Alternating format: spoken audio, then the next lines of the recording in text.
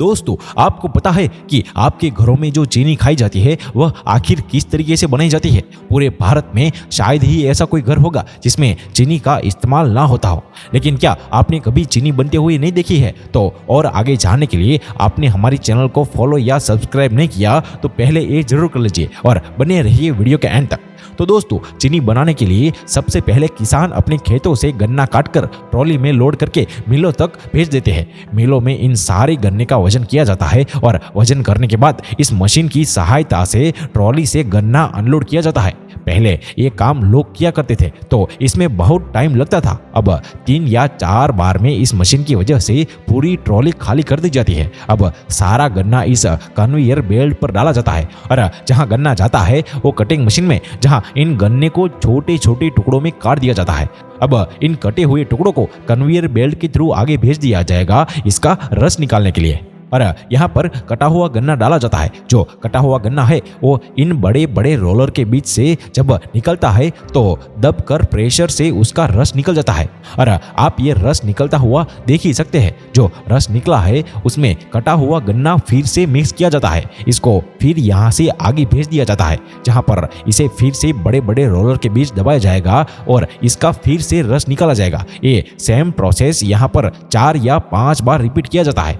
और गन्ने के छिलके और उसके रस को अलग करने के लिए जो मशीन इस्तेमाल की जाती है उसे मिल हाउस कहते हैं। दोस्तों, मिल हाउस से हासिल होने वाले गन्ने के रस को छानकर प्रोसेस हाउस में भेज दिया जाता है और उसी प्रोसेस हाउस में गन्ने के रस को चीनी के दाने तक के प्रोसेस को तय करना होता है, जहां सबसे पहले गन्ने के रस को 75 डिग्री पर गर्म किया जाता है और फिर इसमें मिल्क ऑफ लाइन मिलाया जाता है। और इसे मिलाने का एकमात्र मकसद यही होता है कि गन्ने में मौजूद एसिडिटी को कम किया जा सके, क्योंकि उसके अंदर हल्की फुल्की एसिड की मात्रा होती है और फिर इसमें अमल मिलाने के बाद वो कम हो जाती है और फिर उसे करीब 104 डिग्री में गर्म करके क्लैरिफाई फायर में डाला जाता है, जहां पर उस रस के अंदर तरह तरह के फूड ग्रेड केमिकल्स इसमें डाले जाते हैं ताकि रस में मौजूद तरह तरह की इम्प्योरिटीज नीचे बैठ जाए, जिस वजह से हमें साफ रस ऊपर की सतह पर आता हुआ दिखाई देता है।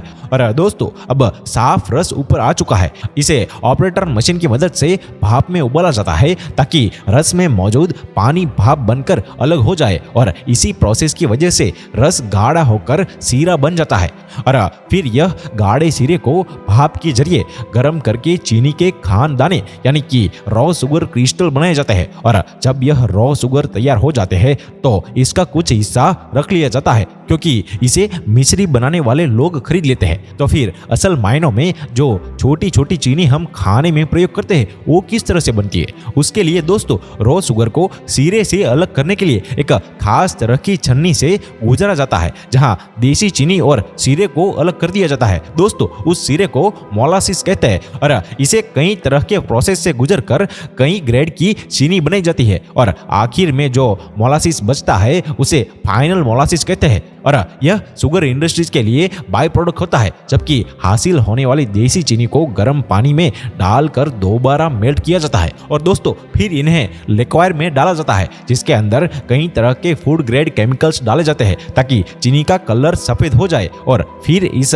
देसी चीनी को छान कर प्योरीफाई किया जाता है और फिर उससे हासिल होने वाली चीनी को गर्म हवा से पूरी तरह से साफ किया जाता है, जिसके बाद इस फाइनली चीनी के दानों को चीनी की साइज की छन्नी से गुजार कर अलग अलग कर दिया जाता है, जहां बारीक और मोटे दाने वाली चीनी को पैक करके सप्लाई के लिए भेज दिया जाता है और जो दाने छोटे रह जाते हैं उन्हें पीसकर शुगर पाउडर बना दिया जाता है।